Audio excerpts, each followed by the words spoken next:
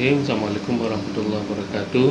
Para pemirsa dan teman-teman sekalian, para pecinta sastra, para pecinta budaya, dan para pecinta nilai-nilai peradaban yang memang ini sebagai angle kita di channel peradaban. Pada kali ini saya akan mengangkat resensi novel atau resensi tokoh yang berjudul Robohnya Surau Kami. Nah, tentunya ini sebuah novel yang saya yakin para pelajar, mahasiswa, khususnya mereka yang gandrung dan penikmat sastra akan tahu dan pernah mendengarnya setidaknya. Nah, dalam kesempatan ini saya ingin mengutarakan beberapa hal tentang diri penulisnya. Penulis dari Robohnya Surau Kami adalah seorang yang bernama Aan Nafis. Ya, ini dikenal sebagai seorang penulis yang sangat kritis. Kenapa? Karena dalam karya-karyanya itu sering dia melakukan otokritik, sering mengkritisi bagaimana diri seorang manusia Indonesia, bagaimana diri seorang warga negara yang hidup di masyarakat dan wilayah Indonesia yang sangat subur, yang sangat baik, yang sangat tentram. Lalu ia kaitkan dengan bagaimana otokritiknya terhadap pemahaman keagamaan. Nah, ini yang diantaranya juga akan saya bahas, karena memang dalam novel ini sebenarnya ini hanya salah satu subjudul dari novel ini. Kurang lebih di sini ada 10 sub pembahasan, 10 subjudul, dan pada kesempatan ini mungkin saya akan mengupas hanya 3 judul saja. Nah, menariknya adalah bagaimana pemilihan judul atau novel ini hingga sampai akhirnya kemudian disebut dengan Robohnya Surau Kami. Dalam novel ini yang diambil dari sub cerita pertama yang berjudul Robohnya Surau Kami, menarik, ingin saya ulas setidaknya menurut perspektif saya ya. Pemilihan kata robohnya ini sangat menarik sekali ya. Kenapa tidak menggunakan pemilihan kata ambruknya Surau Kami atau jatuhnya Surau Kami atau rusaknya Surau Kami, tapi dia menggunakan pemilihan kata yang sangat cerdas kalau menurut saya, sangat jenius ya.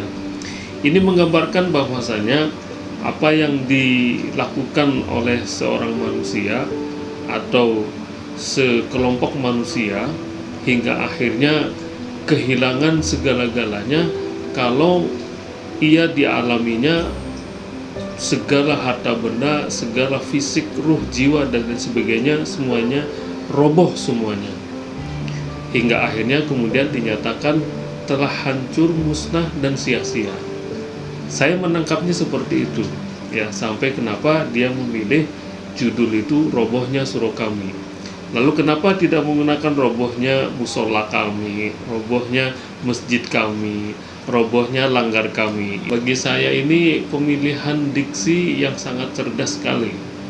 Surau itu menggambarkan apa? Sebuah tempat untuk beribadah bagi umat Islam.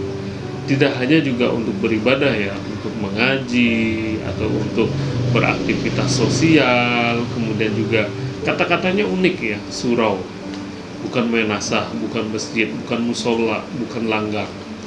Nah, dalam Robohnya Surau Kami ini diceritakan bagaimana seorang Haji Saleh ya, seorang tokoh sentral dalam subjudul pertama ini dengan Ajo Sidi. Nah, diceritakan di sini bagaimana sebuah lingkungan masyarakat yang memang sepertinya juga terjadi di beberapa wilayah atau lingkungan masyarakat Indonesia yang lainnya.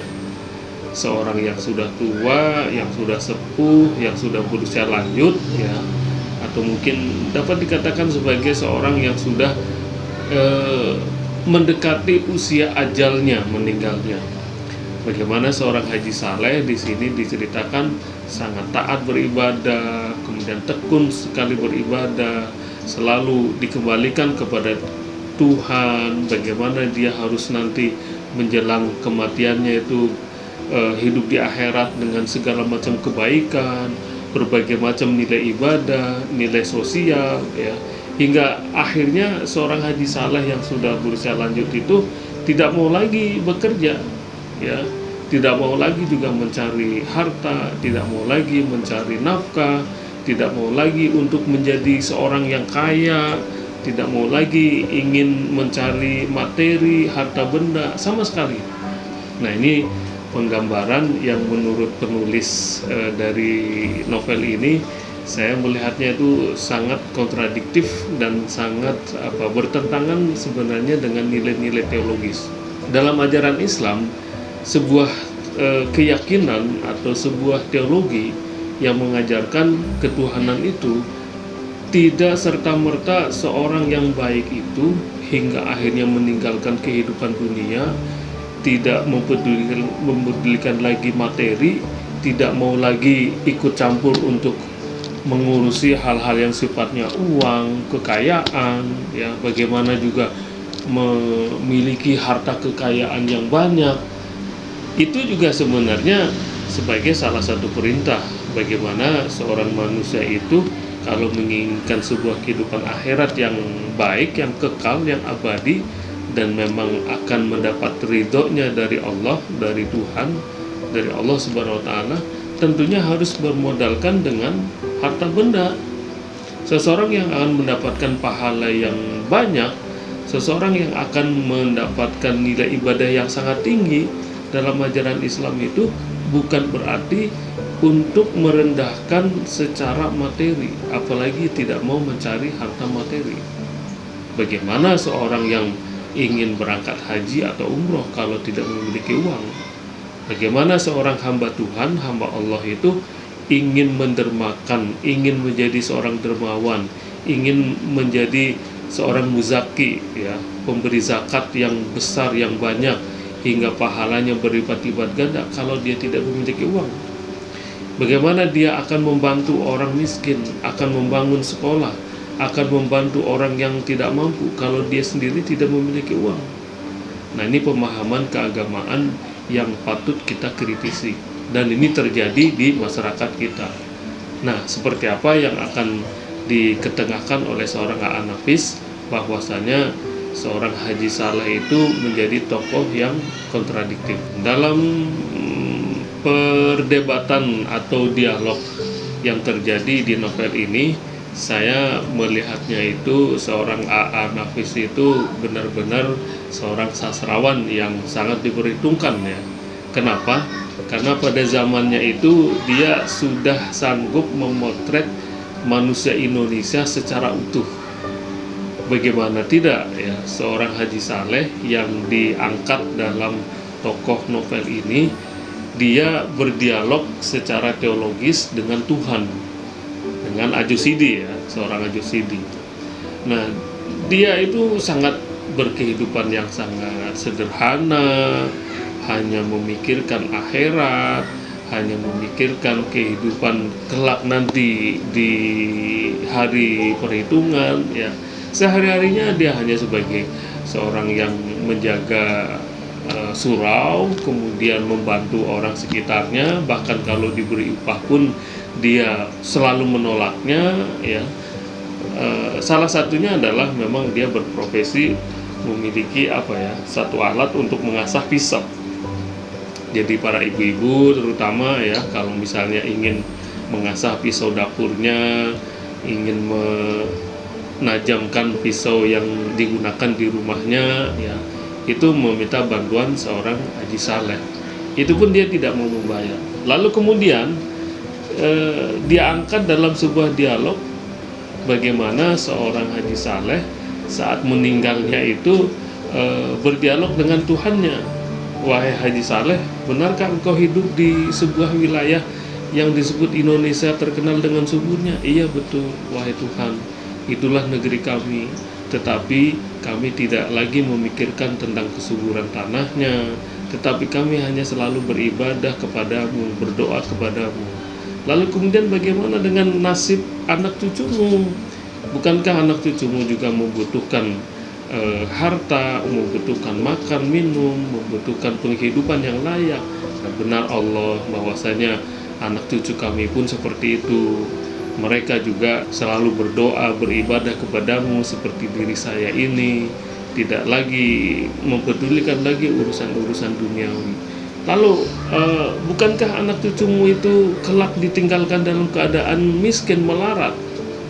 Bagaimana masyarakatmu, keluargamu yang semuanya diperdayakan oleh orang lain, bangsa lain?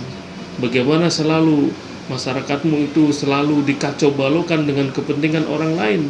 Kalian hanya menjadi budak-budak, kalian hanya dijadikan sebagai pembantu-pembantu, pekerja-pekerja yang hanya mengeluarkan tenaga, keringat, tetapi tidak mendapatkan hasil, tidak mendapatkan kehidupan yang layak.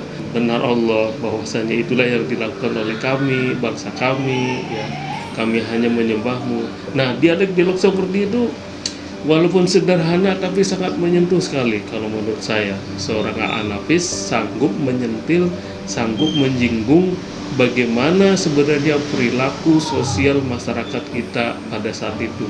Dan sepertinya masih berlanjut sampai sekarang. Ya. Bagaimana masyarakat kita tuh hanya cenderung memikirkan ya sudahlah kita beribadah, bagaimana nanti kita menjalani kehidupan yang abadi setelah kehidupan di dunia ini. Kita harus bersabar, kita tidak perlu lagi menuntut kehidupan materi yang berlebihan. Cukuplah sudah bagaimana kita untuk besok makan minum, kemudian secukupnya, besok lusa lagi seperti apa, kita bekerja bersabar walaupun mungkin dizalimi oleh orang lain. Dan tentunya ini adalah sebuah otokritik yang sangat keras dan tajam sekali oleh seorang A'anafis. Nah, dalam perjalanannya, dalam kisah cerita yang disampaikan oleh A'anafis ini, ternyata seorang Haji Saleh itu ya akhirnya dimasukkan ke dalam neraka. Dan ternyata dia bertemu dengan saudara-saudaranya, sahabat-sahabatnya yang kurang lebih berperilaku seperti dia. Nah, ini kan sebuah narasi cerita yang sangat unik. Bagaimana kita mensikapi hidup sehari-hari yang realistis. Kita hidup di muka bumi itu masih menjejak dua kaki kita itu di atas tanah, yang kita memang membutuhkan makan, kita juga membutuhkan minum. Kita juga memikirkan bagaimana nasib anak kita, nasib cucu-cucu kita, bagaimana mempersiapkan mereka agar tidak tergelincir dalam kehidupan keagamaan yang salah. Dan ternyata memang dalam akhir cerita dari sub judul ini, seorang Haji Saleh akhirnya menggorokkan lehernya dengan pisau tajamnya yang dia memang lakukan bertahun-tahun, dermakan diri sebagai penajam pisau. Sangat unik sekali ya untuk jadi pelajaran kita bersama. Saya rasa itu dulu dari pembahasan kita yang pertama.